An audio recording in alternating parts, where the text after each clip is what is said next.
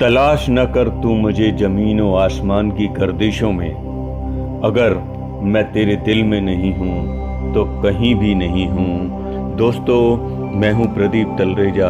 चलो कुछ अच्छा सुनते हैं। एक गांव में एक जमींदार मृत्यु के करीब था और वो मरने वाला था। उस समय उसने अपने बेटे को बुलाया और उसने अपने बेटे के हाथ में एक लाल कलर की हीरों से भरी हुई थैली दी और उसने अपने पुत्र को बताया कि जब इस थैली में हीरे खत्म हो जाएं तो 4 शब्दों की एक प्रार्थना दिल से बोलना, ये थैला अपने आप हीरों से भरना शुरू हो जाएगा। पिता ने बेटे के कान में वो 4 शब्दों की प्रार्थना बोल दी और पिता बोलते ही मर गया।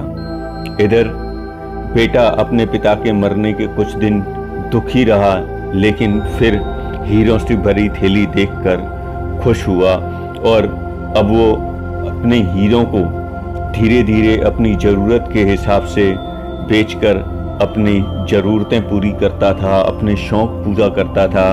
जो भी उसकी इच्छाएं थी वो सारी इच्छाएं उसने उससे पूरी की। इसी तरह थैले से हीरे खत्म होते गए और एक दिन ऐसा आया कि उस थैली में हीरे बहुत ही कम बचे थे। तब उसने सोचा कि अब ये समय आ चुका है कि मेरे थैली के हीरे खत्म हो रहे हैं। अब मैं अपने पिता की बताई हुई 4 शब्दों की प्रार्थना को दिल से और परमात्मा से कहूँ तो ये मेरी हीरों की थैली फिर से भर जाए। अब ये 4 शब्दों की प्रार्थना क्या थी वो भूल चुका था। उसका एक मिलने जुलने वाला उससे मिला तो उससे उसने पूछा, क्या आप ऐसी कोई प्रार्थना जानते हो जिसमें 4 शब्द हों? उसके मिलने जुलने वाले ने कहा, हाँ, मुझे ऐसी एक प्रार्थना मालूम है और वो है, ईश्वर मेरी मदद करो। ये सुनकर उसे लगा कि नहीं, ये वो प्रार्थना नहीं है। इसी तरह उसने बहुत सारे 4 शब्दों वाली प्रार्थनाओं को दोहराकर बार बार देखा, लेकिन उसकी थैली के हीरे बड़े ही नहीं। तो वो मन ही मन दुखी हो गया और फिर वो एक ब्राह्मण के पास गया। ब्राह्मण ने उसे 4 शब्दों की एक प्रार्थना बताई। ब्राह्मण ने बोला, ईश्वर तुम महान हो, लेकिन इस प्रार्थना से भी कुछ नहीं हुआ। अब उदास होकर वो घर लौट आया और वहाँ पर उसके पास एक भिखारी आया और भिखारी ने कहा, मैं सुबह से भूखा हूँ, कुछ खिला दो मालिक, तुम्हें भगवान खूब बरकत देगा, खूब सुखी रखेगा। भिखारी की बात सुनकर उस लड़के ने तुरंत अपना खाना उस भिखारी को दे दिया और उस भिखारी ने खाना खाकर ईश्वर से प्रार्थना करी, हे ईश्वर तुम्हारा धन्यवाद। भिखारी के मुंह से निकली हुई 4 शब्दों की इस प्रार्थना को सुनकर अचानक लड़का चौंक पड़ा और चिल्लाने लगा, अरे यही तो वो 4 शब्द की प्रार्थना थी जो मेरे पिताजी ने मुझे मरते समय कहा था। बस फिर क्या, उस लड़के ने वो प्रार्थना 4 शब्दों की शुरू की और दिल से बार बार वही प्रार्थना दोहरा रहा था और धीरे धीरे हीरों की थैली भरना शुरू हो गई। दोस्तों, ये कहानी हम सब की ज़िंदगी से जुड़ी हुई है। मान लो हीरों की थैली हमारी ज़िंदगी है और उसके अंदर के हीरे हमारी खुशियां हैं।